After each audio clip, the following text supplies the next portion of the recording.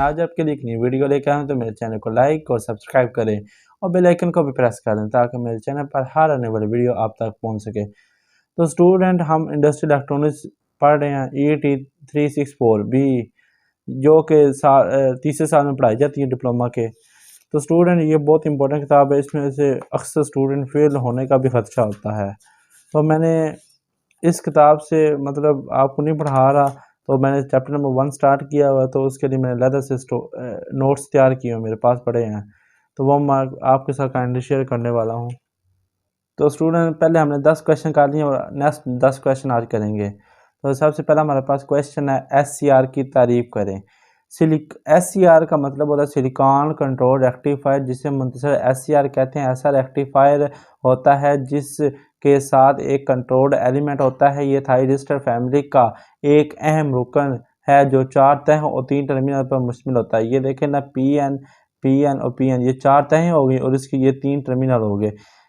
Anode, gate, cathode, 4 तह और 3 terminal पर मुश्तमिल होता है। इसे स्विचिंग डिवाइस के तौर पर पावर कंट्रोल करने के लिए वसी पैमाने पर इस्तेमाल किया जाता है। जो ये SCR है, ये हम वसी पैमाने पर पावर को कंट्रोल करने के लिए इस्तेमाल करते हैं। तो ये स्टूडेंट्स, ये इसके आपने डायग्राम देख लेनी है। और ये 4 तह हैं, ये PN है और ये ऊपर नोड की तोड़ और हमारे पास ये गेट आ गया।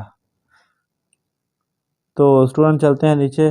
SCR का ट्रांजिस्टर मसावी सर्किट बनाए। तो ये आपने मसावी सर्किट पेपर में अक्सर आ जाता है 2 नंबर का, तो ये पूछ लेगा। SCR 2 ट्रांजिस्टर के मसावी होता है, जिसमें एक ट्रांजिस्टर PN और दूसरा NPN होता है, जैसा कि सामने शक्ल में दिखाया गया है। ये देखें, PNP हो गया, ये NPN हो गया, ये 2 ट्रांजिस्टर हैं। आपको समझ आ गई होगी। तो नेक्स्ट हमारी आ गया, SCR की खुसूसियात और कर्व्स लिखें। तो ये हमारे पास कर्व्स है, ये भी आपने लाजमी कर लेनी है। और ये लॉन्ग क्वेश्चन अगर आपका आ गया तो आपने इसी हिसाब से SCR की डेफिनेशन करनी है। SCR की ट्रांजिस्टर मसावी सर्किट बना लेना, उसके बाद आपने इसका ये बना लेना है खुसूसियात की कर्व्स। तो सामने डायग्राम में SCR की फॉरवर्ड और रिवर्स खुसूसियात को दिखाया गया है। फॉरवर्ड वोल्टेज को वो क्रिटिकल वैल्यू जिस पर I2 ब्रेक हो जाता है, फॉरवर्ड ब्रेक वोल्टेज कहलाता है। ठीक होगा स्टूडेंट, ये आपने डायग्राम देख लेनी, ये अच्छी तरह करनी, ये पेपर में अक्सर पूछी जाती है और ये लॉन्ग क्वेश्चन भी आपका तैयार हो जाता है इससे ही। फायरिंग या ट्रिगरिंग से क्या मुराद? किसी SCR को फॉरवर्ड बायस के दौरान गेट पर मस्बत पल्स फराहम करके ऑन कराया जाता है। तो जो ही गेट पल्स मिलती है तो SCR ऑन हो जाता है। ये अमल फायरिंग या ट्रिगरिंग कहलाता है। गेट पल्स ख़त्म होने के बावजूद SCR ऑन रहता है, ये अमल लैचिंग रहता है। यानी कि जब हम उसमें पल्स ख़त्म करेंगे, वो जो SCR ऑन हमारा रहेगा वो हमारी लैचिंग की डेफिनेशन कहलाएगी।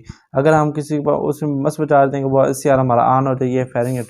ये पेपर में लॉन्ग क्वेश्चन आ जाता है अक्सर, ये भी बहुत इंपॉर्टेंट है। SCR को ऑफ कराने के तरीके तहरीर करें। Anode current interruption, low current drop out, forced commutation. Anode current interruption की वजाहत करें। ये इसी तरीके से मैंने इसकी वजाहत की है। आपका लॉन्ग क्वेश्चन भी आ जाए और शॉर्ट क्वेश्चन भी सॉल्व हो जाए। अनोड करंट इंटरप्शन की वजाहत करें। इस तरीके में अनोड करंट को रोकने के लिए अनोड की सीरीज में एक स्विच लगाया जाता है। ये देखना, ये इसके सीरीज में ये स्विच लगाया गया है। तो इस स्विच को ऑफ करके अनोड करंट की वैल्यू को 0 कर दिया जाता है, क्योंकि ये इस स्विच को ऑफ करके ना आपने अनोड करंट की जो वैल्यू को 0 कर, जैसा कि ये सामने डायग्राम से जाहिर किया गया। ये आपने डायग्राम लेनी, ये आपने डेफिनेशन से कर देनी है। लो करंट ड्रॉप आउट की वजाहत करें। इस तरीके में SCR के पैरेलल में एक स्विच लगाया जाता है। इस स्विच को क्लोज करके अनोड करंट की मकदार होल्डिंग करंट से कम करवा कर SCR को ऑफ कराया जाता है, जैसा कि इसे डायग्राम से जाहिर किया। ये हमारा स्विच पैरेलल में लगा, वो हमारा सीरीज में लगा था, ये पैरेलल में लगा।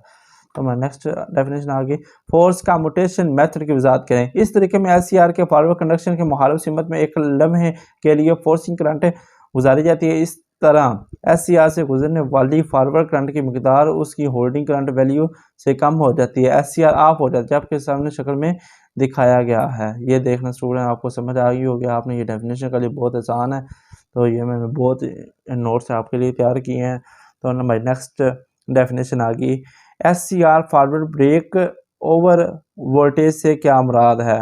फॉरवर्ड ब्रेक और ओवर वोल्टेज से क्या मुराद है? ऐसा वोल्टेज जिनकी बदौलत SCR अपना फॉरवर्ड कनेक्शन रीजन में दाखिल हो जाता है, यानी ऑन हो जाता है, उसे फॉरवर्ड ओवर रीजन कहलाता है। जब गेट करंट आई जी की वैल्यू सिफर होती है तो उन वोल्टेज की वैल्यू ज़्यादा से ज़्यादा हो जाती है। जैसे आई जी की वैल्यू बढ़ती है तो फॉरवर्ड ब्रेक ओवर की वैल्यू कम हो जाती है।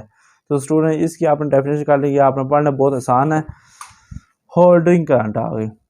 अनोड करंट की वो वैल्यू जिसके नतीजे में कोई एससीआर अपने फॉरवर्ड कंडक्शन से फॉरवर्ड ब्लॉकी रीजन में स्विच कर जाता है या होल्डिंग करंट कहलाता है। या कोई एससीआर है अपने फॉरवर्ड कंडक्शन से या फॉरवर्ड ब्लॉकी रीजन में स्विच कर जाता है, उसे हम होल्डिंग करंट कहते हैं।